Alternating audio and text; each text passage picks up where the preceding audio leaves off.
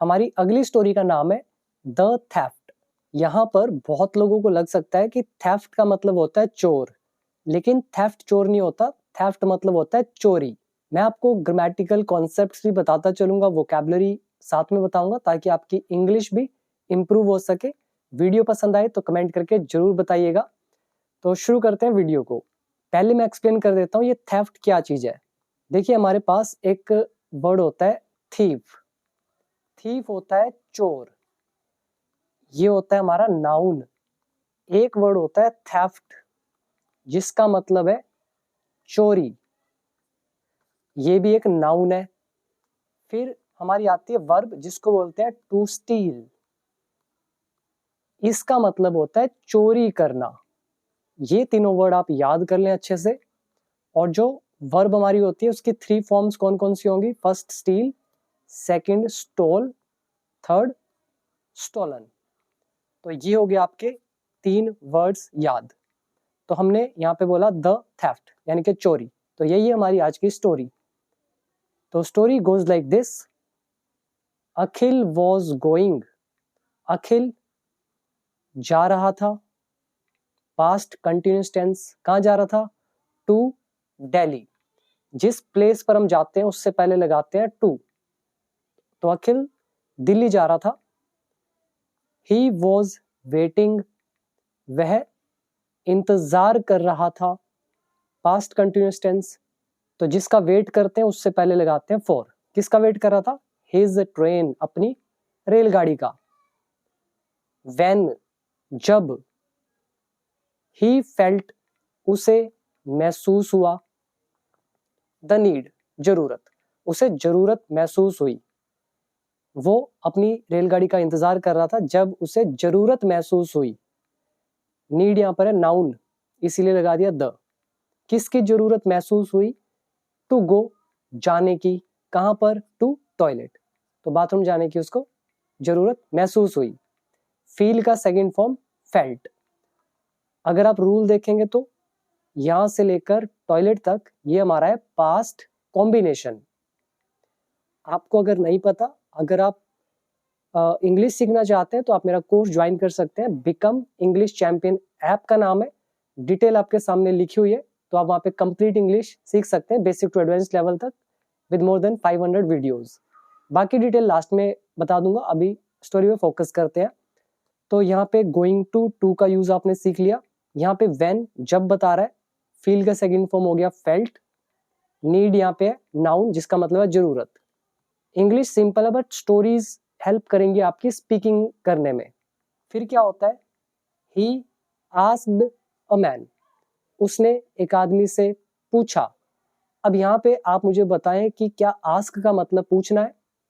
Normally मैं आपको एक चीज और बताता हूँ। आस्क का मतलब नॉर्मली हम पूछना के लिए लगाते हैं, लेकिन यहाँ पे पूछना नहीं है। पहले इसको पढ़ते हैं फिर एक्सप्लेन करता हूँ। ही आस्क्ड अ मैन, उसने एक आदमी को कहा। टू कीप एन आई, नजर रखने के लिए। कीप एन आई इज नजर रखना, किस पर? ऑन हिज बिलोंगिंग्स, यानी कि उसके सामान पर। बिलोंगिंग्स होता है सामान, कीप एन आई होता है नजर रखना। तो अब मैं आपको एक्सप्लेन करता हूं ये आस्क कैसे आया। ध्यान से देखिएगा, जिसको इंग्लिश आती है उसको तो समझ में आता है। जैसे मैं बोलता हूं ही सैड, अब यहाँ पे क्या लिखा हुआ है? He asked a man. मैं यहाँ पे लिखता हूँ ही सैड टू अ मैन, उसने एक आदमी से कहा। अब उसके एग्जैक्ट वर्ड जब हम बोलना चाहें तो उसको लगाते हैं डबल इन्वर्टेड कोमा के अंदर। तो उसने उस आदमी को कहा होगा keep an eye on my belongings, उसने कहा होगा माई बिलोंगिंग्स, मेरे सामान पे नजर रखना। इसको बोलते हैं इंपेरेटिव सेंटेंस, जो हमने वर्कबुक पार्ट 1 में किया था। अब जब हम किसी की कही हुई एग्जैक्ट जो बात होती है उसको इनडायरेक्ट वे से बोलना चाहे तो हम क्या करते हैं?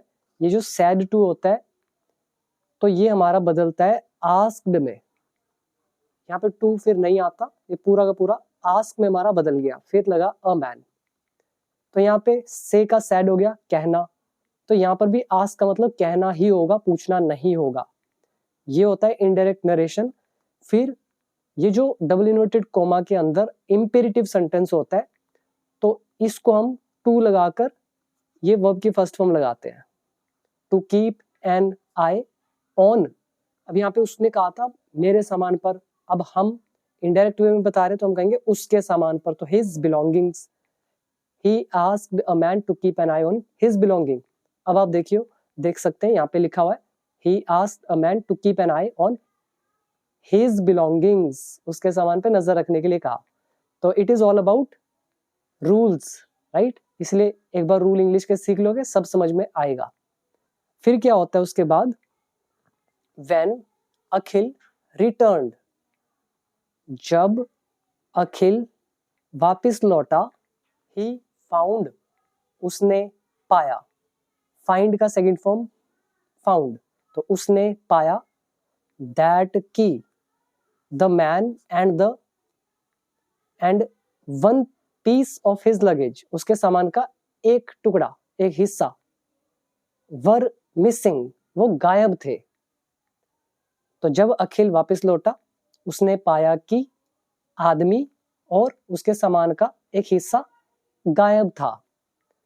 यहां पर बहुत लोगों को लगता है मिसिंग एक वर्ब की फर्स्ट फॉर्म प्लस आईएनजी है, जबकि ऐसा नहीं है।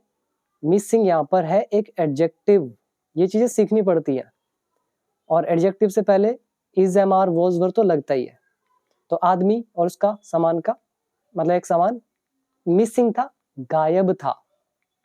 अगर आप रूल देखेंगे तो ये भी हमारा है पास्ट कॉम्बिनेशन। वर्ड याद कर सकते हैं, रिटर्न इज वापस लौटना, फाउंड का हो गया फाइंड, पाना मिलना, लगेज इज सामान यानी कि बिलोंगिंग्स।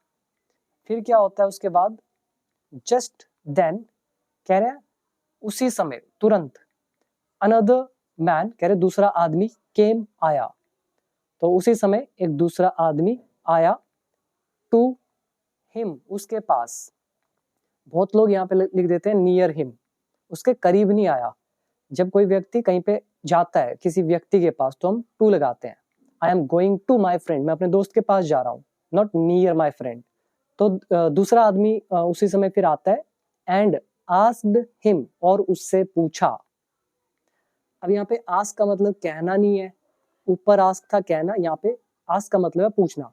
आस्क्ड हिम, उससे पूछा, क्या पूछा, वाई, कि क्यों, ही वॉज सो अपसेट, कि वो इतना अपसेट क्यों था। ठीक है, यहाँ पे कैसे रूल लगा है मैं ये वाला एक्सप्लेन करता हूँ, ध्यान से देखिएगा। अनदर मैन आस्क्ड हिम, ठीक है, इसको अब देखिएगा ध्यान से जरा। अब डायरेक्ट नरेशन में ये सेंटेंस कैसे होगा, ध्यान से देखना इसको भी। अनदर मैन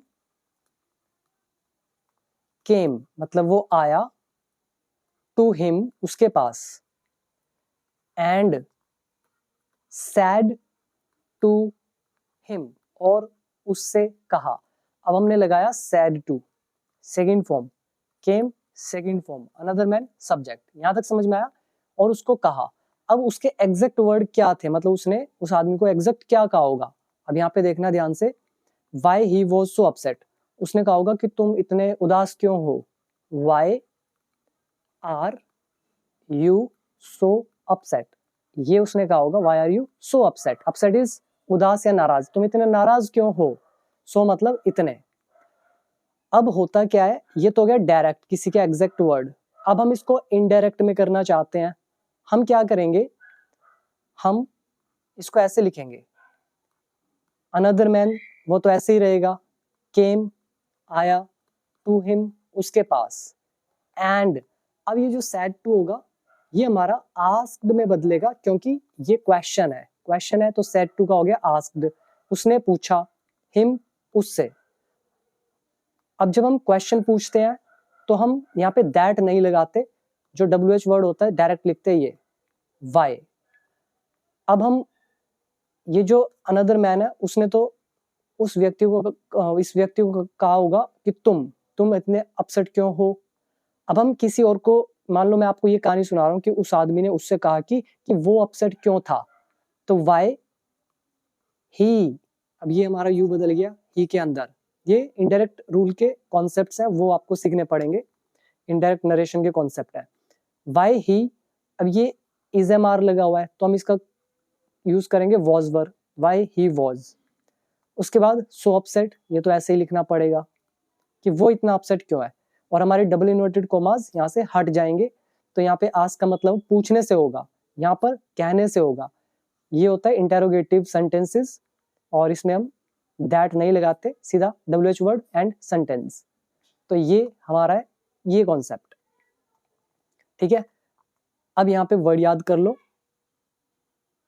अपसेट, नाराज, और इसमें खास कुछ नहीं है, आगे देखते हैं। फिर क्या होता है, अखिल टोल्ड हिम एवरीथिंग, अखिल ने उसको सब कुछ बता दिया। टेल का हो गया टोल्ड, अखिल ने उसको बताया सब कुछ, पास्ट इंडेफिनिट। एंड डिस्क्राइब्ड, और वर्णन किया, डिस्क्राइब होता है थोड़ा सा डिटेल में बताना, तो वर्णन किया। अबाउट द मैन, उस आदमी के बारे में, ऑल्सो भी, उस आदमी के बारे में भी एक्सप्लेन किया, डिस्क्राइब किया, वर्णन किया। द मैन टोल्ड हिम, आदमी ने उससे कहा, दैट की, क्या कहा, अब यहाँ पे टेल का मतलब तो बताना होता है, अब मैं बोल रहा हूं कहा, ऐसा कैसे, अगेन इनडायरेक्ट नरेशन। अभी एक्सप्लेन करता हूं, ये भी पहले पढ़ लेते हैं। द मैन टोल्ड हिम, आदमी ने उसे कहा कि ही हैड सीन, कि उसने देखा है या देखा था, सच अ मैन, ऐसे एक आदमी को, सच अ मैन होता है ऐसा, सच अ बुक, ऐसी किताब, सच अ फ्रेंड ऐसा दोस्त, सच अ मैन ऐसा आदमी, मैंने एक ऐसे आदमी को देखा है, near the ticket counter, ticket counter के पास। अब यहाँ पे देखिए दैट लगा हुआ है, यहाँ पे टोल्ड लगा है, इसको भी देखते हैं इनडायरेक्ट नरेशन में क्या कॉन्सेप्ट ये लगा है। द मैन टोल्ड हिम, ठीक है, हमारा सेंटेंस है the man said to him, तो आदमी ने उससे कहा, हमने यूज किया सेड टू। अब उसके एग्जैक्ट वर्ड क्या थे, उसने कहा होगा कि मैंने एक ऐसे आदमी को टिकट काउंटर के पास देखा है, तो उसने कहा होगा आई हैव सीन, देखा है, आई हैव सीन, मैंने देखा है, सच अ मैन, ऐसे एक आदमी को, नियर द टिकट काउंटर, तो ये हो गए उसके एग्जैक्ट वर्ड। अब हम इसको इनडायरेक्ट नरेशन में चेंज कर रहे हैं, तो क्या कहेंगे, हम कहेंगे, अब ये देखो, आप ये सिंपल एफर्मेटिव सेंटेंस है, पॉजिटिव सेंटेंस, तो हम सेड टू को बदल देंगे टोल्ड में। द मैन टोल्ड हिम, आदमी ने उससे कहा। अब टेल मतलब बताना होता है, यहाँ पे टेल बताना नहीं है, यहाँ पे कहने से है, उससे कहा। अब ये डबल इन्वर्टेड कोमास हटाने हैं, तो हम यूज करेंगे दैट, कहा कि,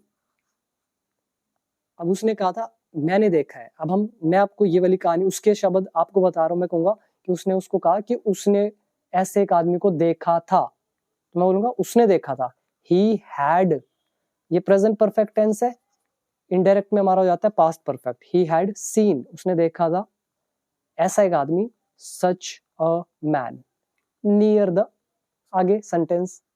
तो ये आप देख सकते हो, द मैन टोल्ड हिम, आदमी ने उससे कहा कि, ही हैड सीन, उसने देखा है भी हिंदी बोल सकते हो, कोई दिक्कत की बात नहीं है, या उसने देखा था बोल लो, मर्जी है, ऐसे आदमी को टिकट काउंटर के करीब या उसके पास। क्लियर। अब आ जाइए नेक्स्ट, फिर क्या होता है, अखिल रिक्वेस्टेड द मैन, अखिल ने विनती करी, रिक्वेस्ट इज विनती करना, आदमी से विनती करी, क्या विनती करी, टू कैच द थीफ, कि वो चोर को पकड़े।